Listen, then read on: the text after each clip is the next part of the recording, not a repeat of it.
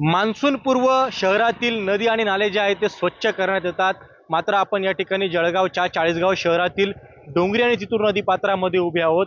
आपण दृश्यांमध्ये जर बघितलं तर खरं तर मान्सून जो आहे तो या ठिकाणी आता अवघ्या काही दिवसांवर येऊन ठेपलेला आहे. खरं तर काल या ठिकाणी पाऊस देखील झालेला आहे. मात्र चितूर आणि डोंगरी नदी पात्र जे आहे ते अद्यापही या ठिकाणी स्वच्छ करण्यात आलेले आहे. स्वच्छ करण्यात जे आहे ते आलेलं नाहीये आणि कुठेतरी या ठिकाणी पाण्याचा नैसर्गिक प्रवाह जो आहे तो खरं तर या जलपर्णीमुळे अडवला जातो आणि सध्याच्या स्थितीमध्ये या संपूर्ण नदी पात्रामध्ये खरं तर जलपर्णी मोठ्या प्रमाणावर वाढलेली आहे. झाडं झुडपं जे आहे ते मोठ्या प्रमाणावर वाढलेलं आहे आणि मोठ्या प्रमाणावर या ठिकाणी जलप्रदूषण जे आहे ते झालेलं आहे आणि अद्यापही या ठिकाणी पालिकेकडून असेल, प्रशासनाकडून असेल, या ठिकाणी नदी पात्र जे आहे ते स्वच्छ करण्यात आलेले नाही. खरं तर मान्सून जो आहे तो अवघ्या काही दिवसांवर या ठिकाणी येऊन ठेपलेला आहे.